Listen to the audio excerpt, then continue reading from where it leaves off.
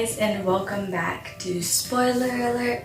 Today I will be discussing and reviewing the book Frankly in Love by David Yoon. So I hope you enjoy this book discussion and review. If you'd like to just talk about the discussion and have already read the book, you can go to this time right here. And if you have yet to read the book and just want to know more of what it's about, then stick around.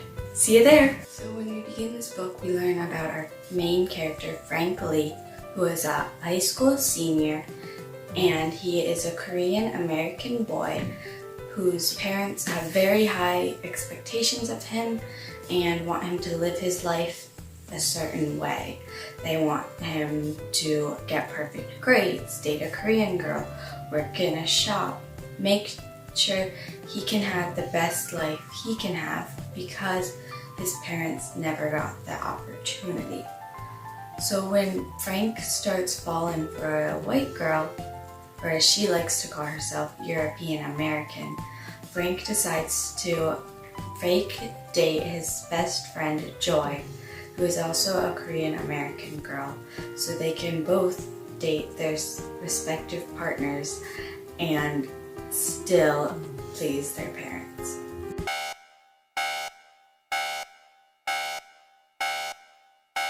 I really enjoyed this book. I think David Yoon did a great job of combining themes that have already been written about, but combining them in such a way that it made it feel like an entirely new book. I've read stories about fake dating or having strict parents, or even about waiting for your college acceptance letter and having your best friend, your parents not accept your best friend, those kind of themes.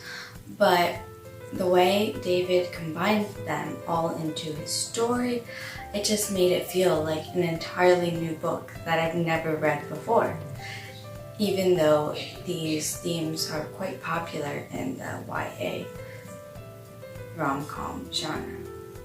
So we learn that maybe Britt isn't the best one for Frank because he realizes that it's never been Britt, it has always just been Joy, which I think we all knew was coming, but at the same time I felt bad for Britt and Joy's boyfriend Woo because they had been in a relationship, and while it wasn't the best relationship, they were still in a relationship, and I still felt bad for them because they were in love with this person, but then you realize that this person really never was in love with you.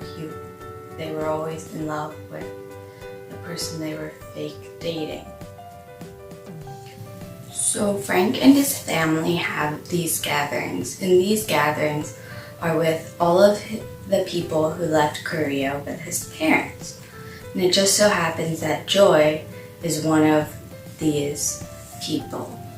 So Frank and Joy became friends because of their parents being friends. So when Frank's father and Joy's father got into an argument because Frank's father did not have as much money as Joy's father, and Joy's father made a big fuss about it and kind of mocked Frank's father for being poor. Then, as you might have realized, it didn't end very well. So finally, after Frank and Joy finally did something to please their parents told them, yeah, you can't see each other anymore because of our argument. But Frank and Joy did not do that. Frank and Joy used their best friend, Q, to still see each other by going on groups of 3, but then dropping Q off at a coffee shop so they could go on their dates, but act like it was just a friendly gathering. The ending was so sad, I even cried, because it was his father who had always been so hard on him and had all these expectations. So when he passed and Frank really had to be himself, and his father told Frank to be himself and to just go on, and he was proud. It was a big moment for Frank because his parents have never told him that they were proud of him or that he was doing a good job. They always just said, we have high expectations, and talked about their expectations and how he could do better. So for Frank to hear his father tell him that he was a good son and that he was proud of him was a big moment for Frank because of that reason. And so when Frank's father passed because of cancer, it was just so devastating because we finally see who Frank's father really was and who he had always been, but he was just under a mask almost. So Frank's sister Han was the perfect Korean girl. She did all of her expectations except one. She went to a good school, she got good grades. I think she did everything her parents wanted, except she fell in love and got married to an African American man. And for that reason, her parents basically disowned her. But Frank still kept in contact with Hannah, which was really nice to see, just some sibling love because of their friendship. And at the end of the book, she came back for her father's funeral. And I think that that was such a big moment that she finally came in contact again when she learned that her father was dying, because even though they weren't in touch and even though they weren't really friends anymore, they were still family, and they still came back together for family reasons and to be a family when they learned of their father's sickness.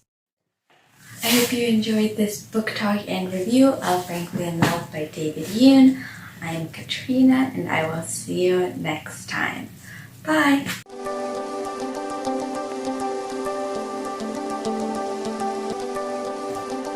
This video was made possible by York County Library.